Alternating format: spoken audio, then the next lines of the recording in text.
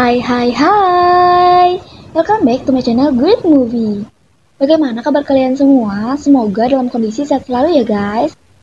Kali ini saya akan membahas film series berjudul The Last of Us. Dan tanpa berlama-lama lagi, langsung aja kita udah filmnya ya. Tapi sebelum itu jangan lupa subscribe dan aktifkan loncengnya. Terima kasih. Di awal film, kita diperlihatkan pada sebuah acara di televisi pada tahun 1968, di mana ada seorang host dan dua ilmuwan yang sedang membahas tentang suatu peristiwa penyakit dan virus yang pernah melanda dunia. Dan dari semua peristiwa tersebut, akhirnya para manusia berhasil memenanginya. Akan tetapi, menurut sang ilmuwan, ada satu hal yang perlu diperhatikan, yaitu terinfeksi karena sebuah jamur yang berbahaya. Dan para ilmuwan mengetahui kalau ada beberapa jamur yang berbahaya itu bukan untuk membinasakan hidup si terinfeksi, namun untuk mengendalikan si terinfeksi. Mereka berpendapat kalau beberapa jamur berbahaya itu bisa berevolusi apabila suhu di bumi lebih panas dari biasanya. Bahkan, infeksi dari jamur berbahaya dapat menyebar dengan cepat hingga ke penjuru dunia dan ke seluruh manusia. Hingga saat ini, belum ada seorang ilmuwan yang bisa membuat vaksin yang ampuh untuk menyembuhkan infeksi tersebut. Sehingga dapat disimpulkan manusia akan kalah dan akhirnya mereka pun punah. Scene pun beralih ke tahun 2003, di sebuah rumah yang terletak di Amerika Serikat, di mana ada seorang wanita remaja bernama Sarah, yang hendak merayakan ulang tahun sang ayahnya yang bernama Joel. Mereka berdua tinggal bersama saudaranya Joel yang bernama Tommy.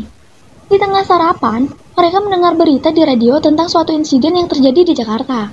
Di sini, pihak pemerintah Amerika Serikat memperingatkan ke warganya yang ada di sana untuk waspada. Di sini, Joel tak tahu di mana Jakarta itu. Joel mengira Jakarta ada di daerah Timur Tengah. Oleh karena itu, Sarah memberitahu sang ayah kalau Jakarta merupakan ibu kota negara Indonesia. Sarah pun kemudian berangkat ke sekolah. Namun, sebelum itu dia mengambil jam tangan ayahnya yang rusak. Sarah berencana untuk memperbaikinya sebagai hadiah ulang tahun untuk ayahnya. Selepas pulang dari sekolah, Sarah menunggu abang-abang dokter jam selesai memperbaiki jamnya. Di depan toko, ada beberapa mobil polisi dan mobil damkar yang lewat. Seketika, si abang nyeletuk kalau dia terganggu akan mobil-mobil itu yang sering lewat di depan tokonya. Tak berselang lama, istri abang dokter jam datang dan seketika menutup toko. Karena ia memiliki firasat buruk, jadi dia pun menyuruh Sarah untuk segera balik sambil memberikan jamnya yang sudah diperbaiki. 3:15, we close at 7. Sarah pun kemudian berkunjung ke rumah tetangganya. Di sini, dia mengerjakan PR sambil menghabiskan waktu hingga sore hari. Di saat Sarah mau minjam DVD film kesukaan ayahnya, dia nggak sadar kalau si nenek tiba-tiba kejang dan sambil membuka mulutnya. Ketika Sarah mau pulang, dia melihat hewan peliharaan tetangganya si Guguk yang terus memperhatikan si nenek, yang membuat Sarah menjadi heran. Di malam hari, setelah Joel pulang kerja, Sarah pun memberikan hadiah jam tangan pada ayahnya yang sudah ia perbaiki. Bapaknya pun bertanya, "Kamu dapat uang dari mana, nak, untuk benerinya?" Sarah pun menjawab, "Kamu nenek, kamu bertanya-tanya." Akhirnya, Sarah pun mengaku sebenarnya dapat uang dari mencuri uang bapaknya sendiri. Selang beberapa waktu, di saat sedang menonton film, Joel menerima kabar dari Tommy kalau dirinya sedang di kantor polisi karena mukul orang gila yang mencoba memukulnya. Dan terjadilah kesalahpahaman ketika polisi menangkap Tommy. Jadi, dia meminta Joel untuk membebaskannya, yang membuat Joel mau gak mau harus OTW sekarang juga. Sebelum OTW, Joel menggendong Sarah yang ketiduran ke kamarnya. Di saat lagi pulasnya tertidur, Sarah tiba-tiba terbangun karena mendengar suara keras dari luar. Oleh karena itu, dia segera mencari Joel dan ternyata Joel belum pulang dari kantor polisi. Sarah lalu mencoba menyalakan televisi dan melihat siaran darurat dari pemerintah untuk melakukan lockdown mandiri di rumah. Dan tiba-tiba datang si Guguk milik tetangga, seakan memberitahu kalau telah terjadi sesuatu yang gak beres. Sampai-sampai ada helikopter yang melintas dan pesawat jet yang pernah dilihat Sarah kemarin sore. Sarah lalu membawa si Guguk kembali ke rumah si tetangga. Tapi si Guguk menolak dan akhirnya kabur. Sontak, Sarah pun penasaran, jadi dia memasuki rumah si tetangga dan menemukan adanya jejak darah di dapur. Dan ternyata, ini ulah si nenek yang lagi memakan si tetangga layaknya seperti zombie, sambil menyebarkan virus untuk mengubah manusia menjadi zombie seperti si nenek. Alhasil, Sarah menjadi ketakutan. Oleh karena itu, dia kabur keluar rumah sambil dikejar si nenek. Namun, beruntungnya Joel dan Tommy tiba tepat waktu, sehingga si nenek terpaksa dibinasakan oleh Joel. Mereka pun kemudian segera kabur untuk mencari tempat aman, dan harus menabrak tetangga mereka yang sudah berubah menjadi zombie. Di tengah perjalanan, mereka membahas tentang wabah zombie ini, yang diduga disebabkan oleh virus, yang membuat seluruh jaringan komunikasi mati, dan menduga awal penyebaran virus zombie di daerah kota. Sehingga bisa diyakini kenapa si nenek bisa terinfeksi ketika dirawat di rumah sakit sebelumnya.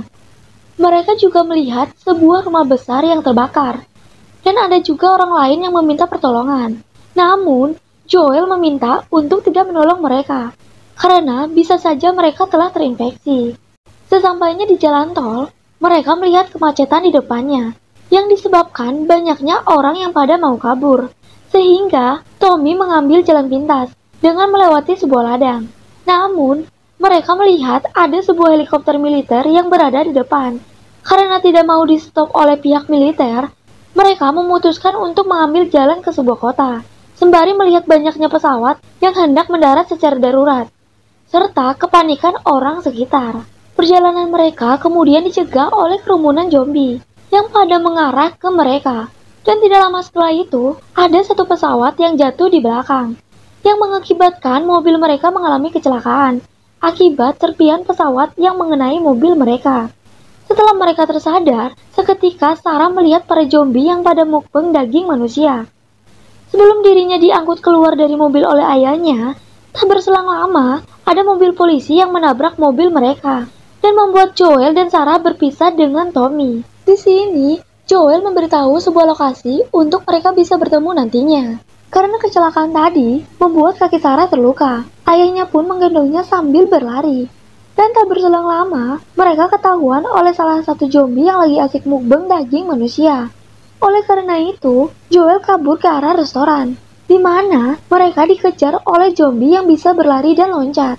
Wah, zombie olimpiade nih. Dan setelah Joel keluar dari restoran, tiba-tiba si zombie di-headshot sama seseorang yang ternyata seorang tentara. Setelah mengetahui Sarah dan Joel tidak terinfeksi, si tentara melapor ke atasannya. Tapi, dia menjadi terkejut ketika dia disuruh untuk membinasakan Joel dan Sarah layaknya zombie. Merasa terancam, Joel menghindar tepat sebelum si tentara menembak. Dan akhirnya, sebelum si tentara membinasakan Joel, si tentara meminta maaf. Namun, tiba-tiba dia di-headshot dari jarak jauh, yang ternyata itu ulah si Tommy. Tapi, perhatian Joel segera teralihkan sama Sarah yang dalam kondisi sekarat, karena perutnya tertembak sebelumnya oleh si tentara. Karena tak banyak waktu, Joel akhirnya gagal menyelamatkan anaknya. Dan akhirnya, Sarah pun meninggal karena perdarahan yang dialaminya. Beralih ke 20 tahun kemudian, di tahun 2023, di mana ada seorang bocil yang lagi berjalan sendirian di tengah hutan, dan melihat sebuah kota yang telah kiamat karena wabah zombie yang melanda seluruh dunia.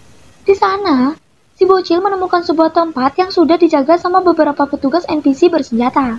Namun, dia mengalami pingsan.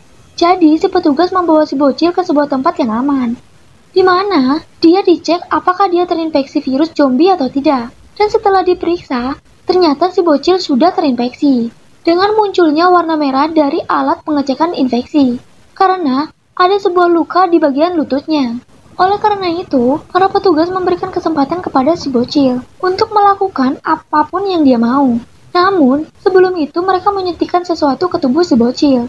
Para petugas ini dari sebuah kelompok yang bernama Fedra, atau seperti Badan Tanggap Darurat Bencana, merupakan kelompok yang bertindak sebagai otoritas penguasa zona karantina, dan mereka mempunyai sebuah markas yang menjadi tempat tinggal para penyintas. Tapi, ada juga kelompok pemberontak yang bernama Fireflies, yang tidak suka sama apa yang dilakukan Fedra, karena Fireflies mau semua warga bisa bebas untuk membangun negara bersama-sama, apalagi situasi dunia yang sudah mendekati kiamat. Joel adalah salah satu penyintasnya, dan sekarang dia bekerja sehari-hari sebagai buruh untuk mendapatkan cuan. Namun, cuan yang ia dapatkan bukanlah cuan yang biasa dia pakai, melainkan cuan baru yang dibuat oleh Fedra. Suatu hari, ketika mengurusi suatu mayat untuk dibakar, Joel melihat si bocil yang ternyata menjadi salah satu orang yang hendak dibakar juga. Karena emak-emak rekannya tidak tega membakar si bocil, sehingga Joel yang akan melakukannya. Karena dia sudah pernah melakukan hal itu kepada anaknya. Dan akhirnya, si bocil pun terbakar. Ketika sedang melihat beberapa orang yang hendak dihukum mati karena telah sosokan mau kabur dari markas, Joel melihat seorang petugas bersenjata yang memberikan sebuah isyarat untuk mengikutinya.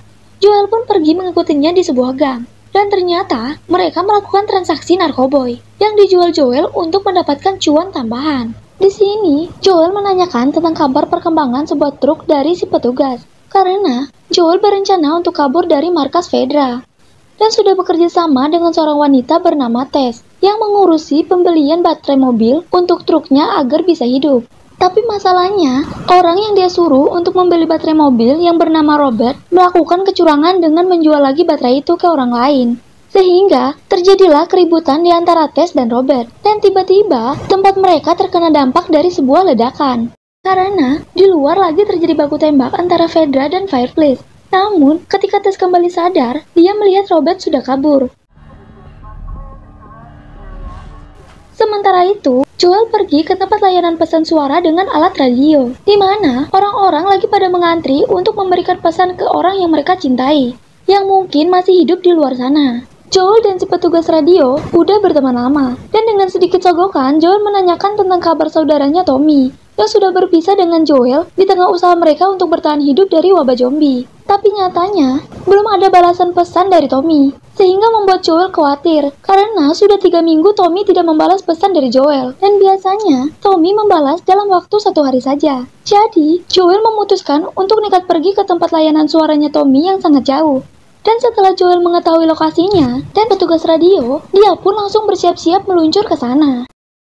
Esok harinya, Joel baru mengetahui luka Tess di wajahnya. Oleh karena itu, dia memberitahu kalau ini gara-gara beberapa anak muda yang memukulnya. Ketika mengetahui baterai mobilnya udah dijual sama Robert, Joel tentu saja mengamuk. Namun, Tess mengajaknya untuk mencari Robert dengan cara keluar dari markas secara diam-diam. Dan akhirnya, Joel pun mengeluarkan pistolnya yang ia simpan selama ini.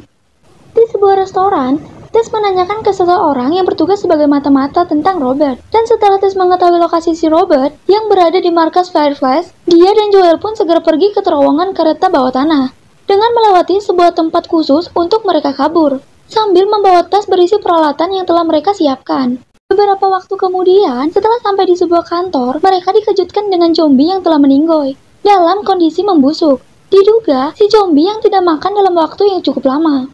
Mereka kemudian melanjutkan perjalanan sampai mereka tiba di markas Fireflies, di mana mereka menemukan Robert dan timnya yang telah mati karena baku tembak yang terjadi. Ternyata, kondisi baterai mobil yang Robert bawa tidak bagus, tapi dia tetap mau menjualnya dengan menipu si pembeli. Tak lama berselang, Joel dan Tess mendengar suara orang kesakitan, dan seketika dikagetkan dengan seorang gadis yang mau menyerang Joel. Namun, Joel bisa mengantisipasi serangan itu. Orang yang kesakitan itu bernama Marlin, dan ternyata Joel mengenal Marlin yang merupakan pimpinan dari kelompok pemberontak Fireflies, selaku pembantai komplotan Robert CS, karena coba-coba menjual baterai mobil KW. Ketika itu, Joel pun bertanya ke Marlin untuk apa membeli baterai mobil, dan Marlin pun menjawab kalau dia membutuhkan hal itu untuk hal yang sangat amat penting, berkaitan dengan si gadis yang bernama Ellie. Tetapi, Marlin masih belum bisa memberitahu apa sesuatu itu. Temannya Marlin lalu memberitahu, karena baku tembak yang terjadi, Fedra udah mengetahui lokasi mereka, dan akan segera datang ke sini. Oleh karena itu, Marlin berpikir karena perutnya tertembak dan kondisi temannya yang terluka, maka Marlin meminta bantuan Joel untuk mengantarkan Ellie untuk dibawa ke tim Fireflies, yang menunggu Ellie di sebuah tempat bernama State House. Pada gantinya, tim Fireflies akan memberikan apa yang Joel butuhkan, dari baterai mobil, kebutuhan untuk bertahan hidup, sampai senjata. Begitu selesai berdiskusi, Joel dan Tess setuju untuk mengantarkan Ellie ke State House. Dan ketika malam hari sudah tiba, mereka menyelinap keluar dari markas dengan melewati sebuah jalan rahasia yang diketahui Tess. Tapi mereka belum benar-benar aman dari para petugas, karena mereka harus menghindari penjagaan para petugas di sekitar gerbang secara diam-diam. Beberapa saat kemudian, sialnya mereka ketahuan sama salah satu petugas yang lagi BAK, yang ternyata itu adalah pelanggannya Joel dalam transaksi narkoboy. Namun, dia tetap melaksanakan tugasnya, sehingga dia menyuruh Joel dan kawan-kawannya untuk berlutut. Dengan tangan di belakang kepala, si petugas mau memastikan kalau mereka bertiga tidak terinfeksi. Tapi, ketika dia memeriksa Ellie, dia langsung menusuk si petugas dengan pisau miliknya yang membuat si petugas mengamuk, sambil mengarahkan senjata ke Ellie. Joel berusaha menenangkan si petugas. Namun, ketika dibilang untuk minggir, Joel menjadi teringat tentang si tentara yang sudah menghabisi hidup anaknya Sarah. Sontak, Joel langsung menerkam si petugas, lalu memukulnya sampai berkali-kali dan akhirnya dia pun mati. Tes kemudian memeriksa alat pengecekan infeksinya, dan ternyata Ellie sudah terinfeksi. Tapi, dia mengaku tidak menunjukkan gejala apapun, dan menunjukkan luka di tangannya yang dia dapatkan 3 minggu yang lalu. Sementara manusia pada umumnya akan berubah menjadi zombie sepenuhnya dalam waktu kurang dari setengah hari. Namun, mereka tidak memiliki banyak waktu untuk menceritakan tentang bekas luka itu, karena mereka harus mengamankan diri dulu dari para petugas. Series bersambung dengan Joel yang mengambil senjata dari si petugas. Selanjutnya, mereka memasuki area para zombie, dan akhirnya petualangan mereka yang sesungguhnya baru dimulai. Terima kasih sudah menonton video ini sampai selesai. Dan untuk perkembangan Great Movie Channel, Mimin sangat membutuhkan bantuan dari kalian semua guys. Dengan cara like, comment, share, and subscribe ya. Dan sampai jumpa di video berikutnya. Bye-bye!